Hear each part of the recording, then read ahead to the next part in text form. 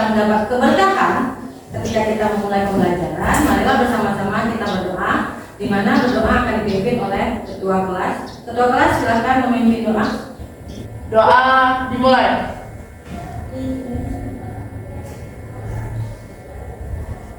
Doa selesai. Alhamdulillahirrahmanirrahim. Baiklah, sekarang saya akan mulai mengabsen agar kita tahu siapa yang tidak hadir hari ini. Alifia, Almira, Anita, Akila, Aura, Cutiara, Debbie Sarlina, Diva Kairuna, Gita, Erifa, Keisha, Lutfia, Mira, Naisila, Nazalul, Putri, Raisya, Revina, Saskia, Syarifah, Siti Kamila, Suci Rahma, Tiara, Uzla, Wilda, Zaharatul. Baiklah, ada semua ini alhamdulillah karena diberi kesehatan dan bisa hadir semua hari ini. Hari ini kita akan bicara tentang corak kehidupan manusia pada masa pra-aksara. Ketika saya bicara tentang pra-aksara, kita bicara tentang corak kehidupan dan masa pra-aksara. Kita bicara tentang masa pra-aksaranya. Apa yang ada di dalam pikiran kalian ketika saya bicara tentang masa pra-aksara? Ya, coba. Masa di mana manusia belum mengenal tulisan. Oke, pra-aksara, sebelum aksara, di mana manusia belum mengenal tulisan. Sudah ada bahasa belum? Sudah. Yang tidak ada apa? Sumbernya, sumber kebudayaannya, sumber informasinya tidak dalam bentuk tulisan, melainkan dalam bentuk arti. Jadi jangan berpendapat lagi ketika kita bicara tentang masa pra-aksara itu, kita bicara tentang manusia yang nggak bicara, enggak. Jadi itu suatu yang kekeliruan. Jadi kita bicara tentang masa pra-aksara di mana manusia itu belum mengenal tulisan, tapi bahasa sudah ada. Jadi manusia pada masa itu berkomunikasi kok, bicara, mereka berinteraksi sosial kok. Cuma mereka tidak tahu cara bagaimana sih menulis interaksi sosial mereka. Kalau kita zaman sekarang kan, kalau mau misalnya mau menyampaikan sesuatu bisa lewat WA, bisa lewat email, kan seperti itu, bisa lewat SMS, kan gitu ya. Tapi kalau masa pra-aksara itu tidak. Jadi mereka hanya menyampaikan informasi itu dalam bentuk lisan, jadi dari mulut ke. Ada pemikiran lain selain tadi si bilang masa di mana belum mengenal tulisan. Ada yang lain? Iya, silakan. Masa di mana manusia masih berkehidupan sederhana dan bergantung terhadap alam.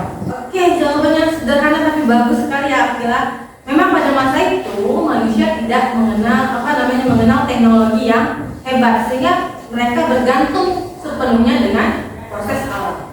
Itu kenapa manusia-manusia praksara nanti kita pelajari bahwa kehidupannya itu nomaden, berpindah-pindah dari satu tempat ke tempat lain untuk mencari sumber daya alam baru yang akan menjadi makanan mereka, konsumsi mereka, ataupun alat-alat yang bisa mereka gunakan sebagai perkakas rumah tangga. Ada lagi?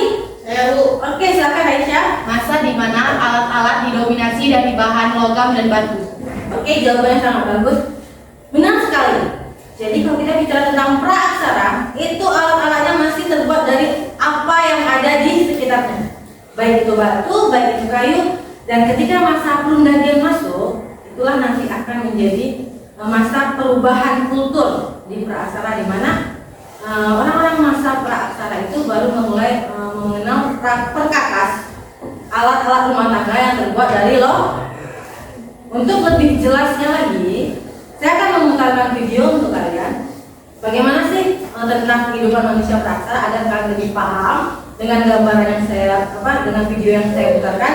Saya harap kalian bisa lebih paham dan lebih memahami seperti apa sih bentuk kebudayaan masa praksara pada masa itu. Tugasnya adalah ketika video itu diputarkan, kalian mencatat apa-apa saja yang penting yang diputarkan dari video tersebut.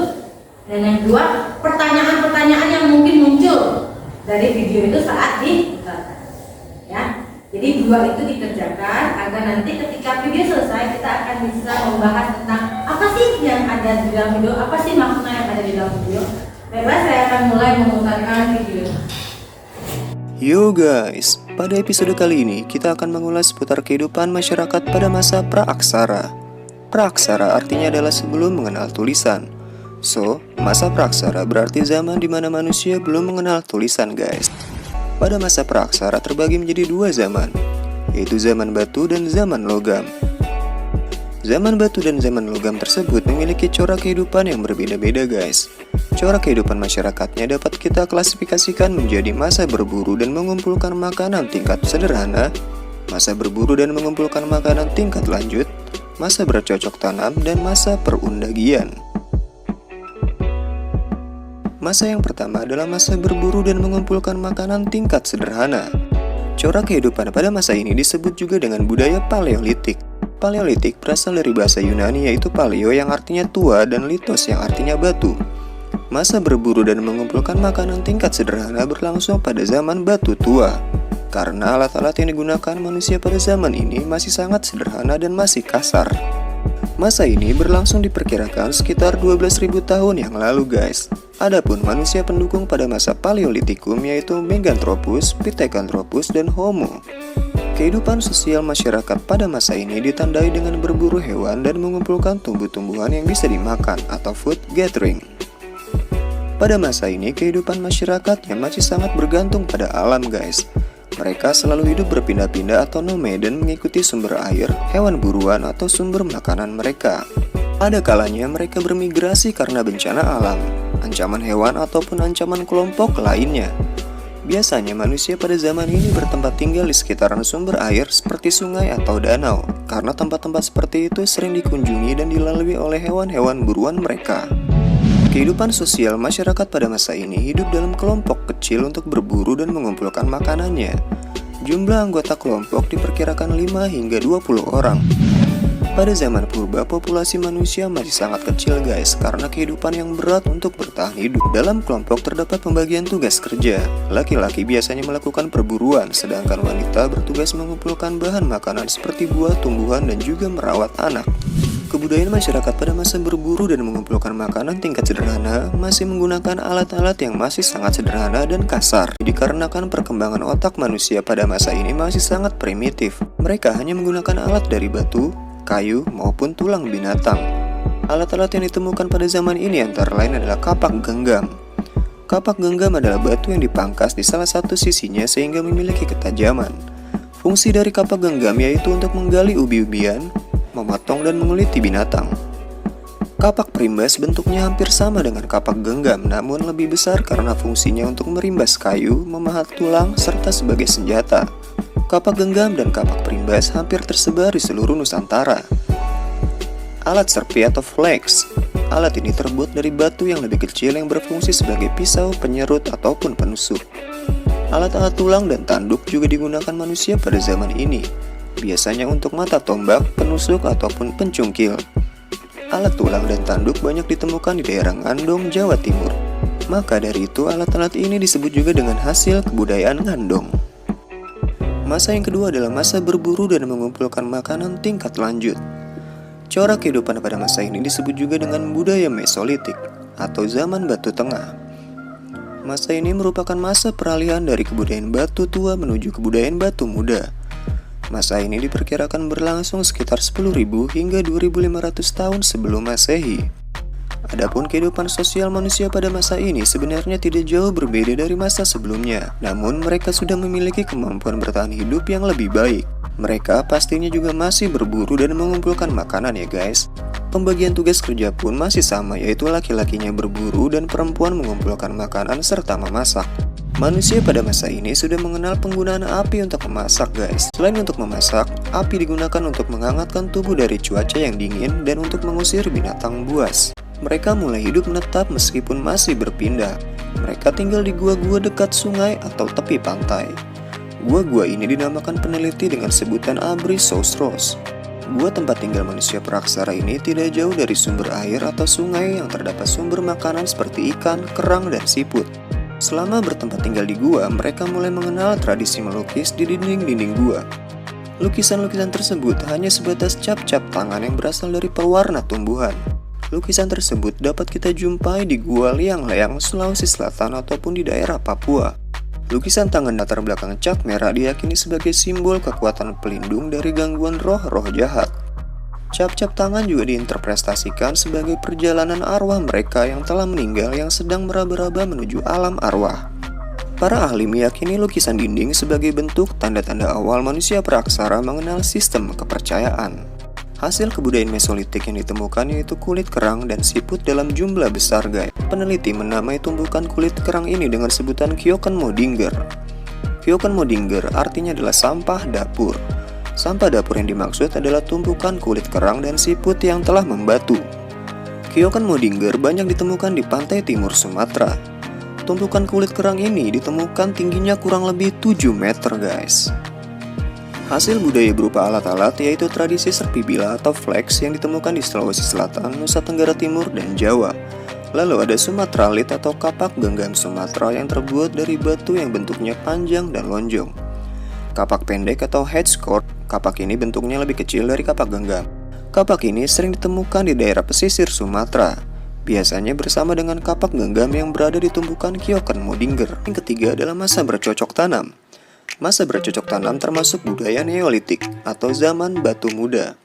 Sebagian ahli lebih suka menyebut masa ini sebagai zaman batu baru karena sudah ada tradisi baru yaitu bercocok tanam. Pada kegiatan bercocok tanam itulah sudah digunakan alat-alat penunjang yang halus. Di Indonesia, masa ini diperkirakan mulai berlangsung pada 2500 tahun sebelum Masehi yang dibawa oleh bangsa Proto-Melayu. Pada masa bercocok tanam, kegiatan berburu masih dilakukan meskipun intensitasnya tidak terlalu besar.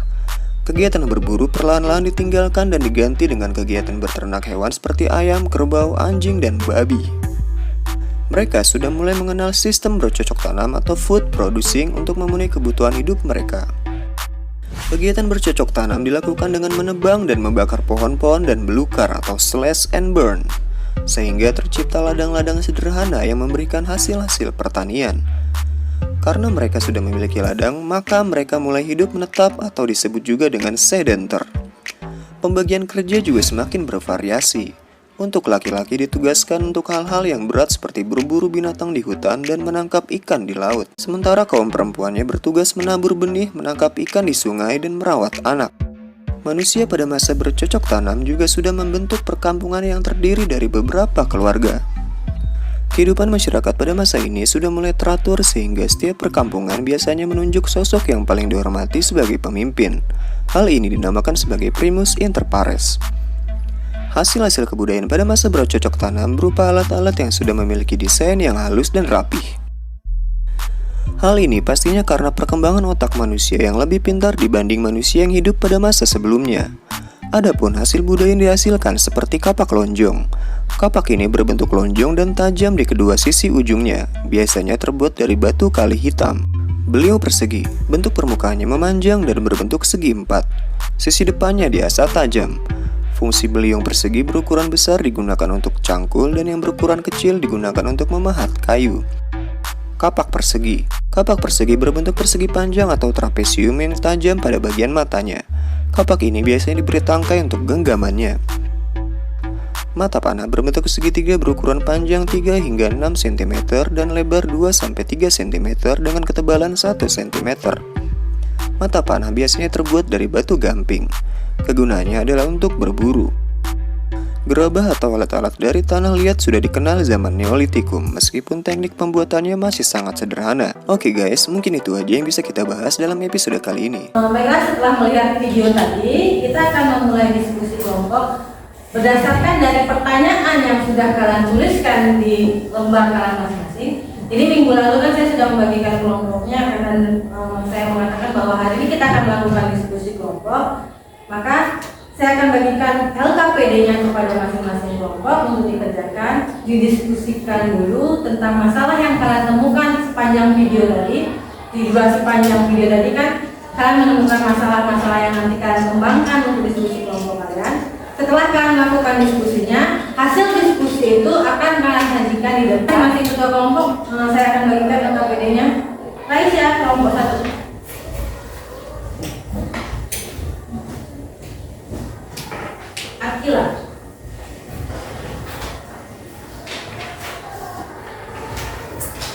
Cut, ya loh. Bahasa. Ya, jadi lakukan diskusi ringan dengan kelompok masing-masing dulu. Setelah nanti diskusinya sudah menemukan hasil dari diskusi, baru akan kita mulai dengan diskusi penyajian dari hasil diskusi kelompok di depan kelas. Sampai sini ada pertanyaan? Nggak ada ya. Jadi kita bisa mulai diskusinya sekarang.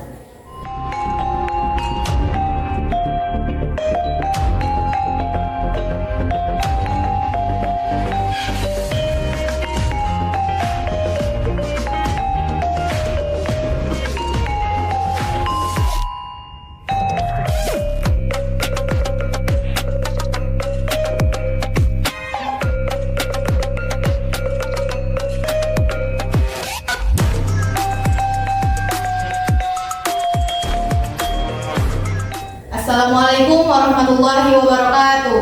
Waalaikumsalam warahmatullahi wabarakatuh.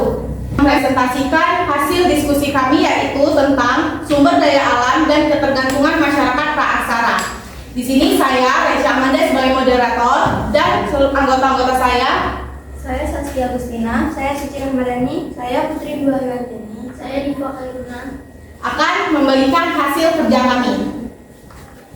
Materi diskusi kami adalah sumber daya alam dan ketergantungan masyarakat praaksara. Deskripsi materinya adalah bagaimana masyarakat praaksara bergantung pada sumber daya alam sekitarnya untuk memenuhi kehidupan mereka. Hasil diskusi materinya akan dibacakan oleh teman saya yaitu Saskia Agustina. Hasil diskusi materi. Masyarakat praaksara sangat bergantung pada sumber daya alam sekitar mereka untuk memenuhi berbagai kebutuhan hidup mereka. Ketergantungan ini mencakup beberapa aspek utama. Pertanian, tanah subur menjadi aset penting bagi masyarakat praaksara. Mereka bercocok tanam untuk memproduksi makanan pokok seperti biji-bijian, sayuran, dan buah-buahan. Pertanian adalah salah satu cara utama untuk memastikan pasokan makanan sehari-hari. Perburuan dan pengumpulan. Masyarakat praaksara bergantung pada pemburuan dan pengumpulan hasil alam berbagai sumber protein dan bahan baku lainnya. Berburu binatang dan daging, kulit dan tulang, serta mengumpulkan buah-buahan liar, akar-akaran, dan tumbuhan obat dari lingkungan sekitar. Pemanfaatan hutan. Hutan menyediakan berbagai kebutuhan penting. Kayu digunakan untuk membangun tempat tinggal dan membuat peralatan. Selain itu, hutan menyediakan beragam hasil hutan seperti buah-buahan, madu, serat, dan tumbuhan obat. Penggunaan sumber daya air. Sungai, danau, atau mata air menjadi sumber air minum utama. Selain itu, air digunakan untuk keperluan pertanian dan kehidupan sehari-hari seperti mencuci dan memasak. Menggunakan sumber energi alamiah. Masyarakat praaksara menggunakan sumber daya alam sebagai sumber energi. Kayu dari hutan digunakan sebagai bahan bakar untuk memasak dan menghangatkan tempat tinggal.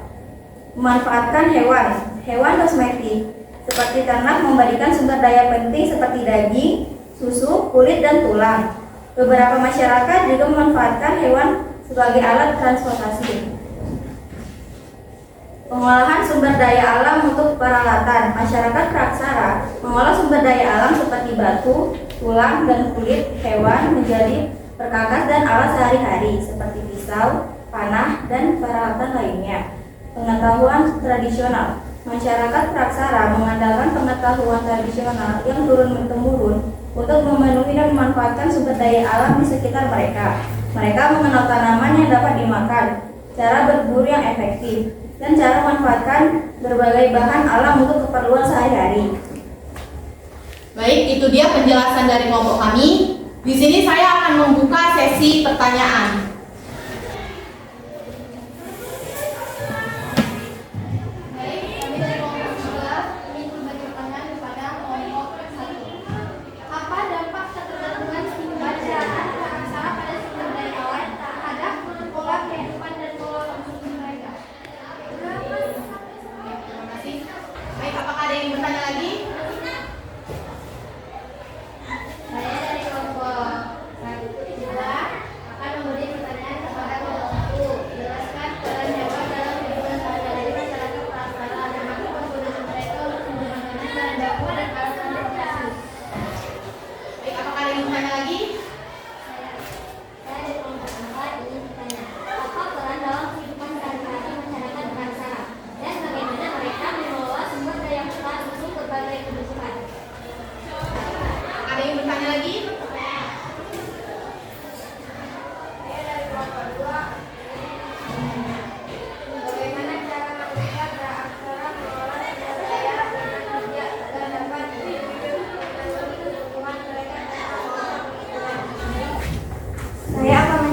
dari kelompok 4 dengan pertanyaan, apa peran hutan dalam kehidupan sehari-hari masyarakat prasejarah dan bagaimana mereka mengelola sumber daya hutan untuk berbagai kebutuhan? Jawabannya, untuk memberikan kayu untuk membangun rumah dan membuat alat. Selain itu, mereka mengumpulkan hasil hutan seperti buah-buahan dan tumbuhan obat. Masyarakat prasejarah menjaga agar mereka tidak mengambil terlalu banyak dari hutan agar tetap berkelanjutan. Lanjut kelompok 2 dengan pertanyaan, jelaskan para hewan dan kehidupan sehari-hari masyarakat prasejarah, termasuk penggunaan mereka untuk sumber makanan, bahan baku, dan alat transportasi. Dengan jawaban, hewan memberikan daging untuk dimakan, kulit untuk membuat pakaian atau alat, dan dapat digunakan sebagai alat transportasi seperti kerbau dan kuda. Lanjut, pertanyaan dengan kelompok 3 dengan pertanyaan, apa dampak ketergantungan tinggi masyarakat praaksara pada sumber daya alam terhadap pola kehidupan dan pola konsumsi mereka? Jawabannya, ketergantungan tinggi pada sumber daya alam mempengaruhi cara hidup dan cara mereka menggunakan barang. Mereka belajar mengolah sumber daya dengan bijak agar dapat terus memenuhi kebutuhan mereka tanpa merusak lingkungan. Pertanyaan dari kelompok 2 dengan pertanyaan, bagaimana cara manusia praaksara mengelola sumber daya dengan bijak agar dapat terus memengaruhi kebutuhan mereka tanpa merusak lingkungan? Jawabannya, tidak ada catatan tertulis tentang bagaimana manusia praaksara memanfaatkan sumber daya alam dengan bijak. Tapi mungkin kita bisa menggambarkan bahwa manusia praaksara memanfaatkan sumber daya lokal dengan bijak, menggunakan bahan-bahan yang dapat ditemukan di sekitar wilayah mereka. Ini termasuk memanfaatkan tanaman lokal untuk makanan, membangun rumah dari bahan alamiah, dan menggunakan alat-alat yang terbuat dari sumber daya di sekitar mereka. Masyarakat praaksara mungkin telah mengembangkan pola hidup yang ramah lingkungan, pemanfaatan hewan untuk makanan, pakaian, dan alat mungkin telah digunakan dengan bijak. Hanya ini yang dapat kami sampaikan, semoga bermanfaat untuk kita semua. Saya akhiri, Assalamualaikum warahmatullahi wabarakatuh. Waalaikumsalam warahmatullahi wabarakatuh. Baiklah, kita sudah menyelesaikan diskusi kita hari ini. Masing-masing kelompok sudah menyajikan hasil diskusinya dengan sangat baik, dan kelompok lain sudah memberi pertanyaan yang sangat baik juga. Kita juga menemukan fakta-fakta baru dari kehidupan manusia praaksara dari hasil diskusi ringan kita hari ini, hasil berbagi pikiran kita hari ini, hasil berbagi masalah kita hari ini, sehingga ada titik poin baru yang kita dapatkan tentang corak kehidupan masa manusia praaksara. Jadi sebelum menutup pertemuan kita hari ini, masing-masing kelompok tadi kan saya sudah suruh membuat kesimpulan sebelum kalian mengakhiri diskusi. Maka saya akan mulai dengan mempersilakan kelompok 1, silakan untuk memulaikan kesimpulan dari kelompoknya. Kesimpulan dari hasil diskusi kelompok 1 adalah masyarakat praaksara sangat bergantung pada sumber daya alam sekitar untuk memenuhi kehidupan hidup mereka. Jenis-jenis sumber daya alamnya seperti air, tanah, dan tumbuhan memiliki peran krusial dalam keberlanjutan kehidupan mereka. Baik, kelompok 1 terima kasih. Hasil kesimpulannya itu sangat baik dan sangat bermanfaat untuk pengetahuan kita lebih lanjutnya. Lalu kita lanjutkan dengan kelompok 2, silakan. Kesimpulan dari diskusi kelompok 2 tentang perkembangan alat-alat dan artefak pembantu kualitas hidup. Inovasi dan perkembangan alat-alat artefak kuno membantu masyarakat praaksara dalam meningkatkan kualitas hidup mereka. Perkembangan tersebut tidak hanya memenuhi kebutuhan praktis, tetapi juga mencerminkan kreativitas dan adaptasi terhadap lingkungan mereka. Oke, Akila, terima kasih. Silakan duduk kembali. Jadi kesimpulan dari Akila dan kelompoknya juga disimpulkan dengan sangat baik dan sempurna. Jadi kita lanjutkan ke kelompok 3, silakan. Kesimpulan dari kelompok 3, pentingnya artefak dalam mencerminkan kehidupan sosial dan budaya. Artefak kuno menjadi cerminan kehidupan sosial dan budaya masyarakat praaksara. Fungsi artefak mencakup ritual kehidupan sehari-hari serta sosial, memberikan wawasan mendalam tentang cara hidup mereka. Oke, itu sangat baik kesimpulannya. Silakan duduk kembali. Kita lanjut ke kelompok. Dari kesimpulan kelompok 4 adalah varian jenis alat-alat dan artefak di berbagai wilayah. Varian geografis memengaruhi jenis alat-alat dan artefak yang digunakan oleh masyarakat praaksara di berbagai wilayah. Faktor-faktor seperti iklim, topografi, dan ketersediaan sumber daya memainkan peran penting dalam keberagaman alat-alat dan artefak. Baiklah, kita sudah mendapatkan kesimpulan dari pembelajaran kita hari ini. Dan saya harap dengan seluruh kesimpulan yang sudah kita buat dan proses pembelajaran ini, kita mendapatkan hal baru dari kehidupan manusia praaksara. Di mana kehidupan masa praaksara itu bukanlah kehidupan masa yang istilahnya bisa dilalui dengan mudah. Sehingga kita yang masa modern ini juga harus sama kuatnya dengan manusia-manusia praaksara pada masa itu. Manusia praaksara itu orangnya tangguh-tangguh. Karena ketangguhan mereka, maka kita sampai di poin ini, sampai di titik ini. Bayangkan ketika mereka tidak setangguh itu, mungkin kehidupan manusia Indonesia akan berhenti di masa mereka dan tidak akan berlanjut sampai mengambil pelajaran dari kehidupan mereka. Dan kalian sebagai generasi penerus akan meneruskan keilmuan yang tadi diteruskan oleh manusia-manusia praaksara, akan melanjutkan. Jadi kalian tidak hanya berhenti sekarang, sejarah tidak hanya berhenti di sini. Jadi dari masa praaksara, masa klasik, masa kolonialisme, lanjut ke kalian nanti akan lanjutkan ke anak cucu kalian. Jadi usahakan menjadi manusia yang optimis dan selalu menjadi manusia hebat, manusia Indonesia yang kuat, sehingga garis sejarah Indonesia ini bisa lebih baik pada masanya. Sekian dari saya pertemuan hari ini. Di pertemuan selanjutnya akan kita mulai dengan materi baru. Saya akhiri dengan Assalamualaikum warahmatullahi wabarakatuh.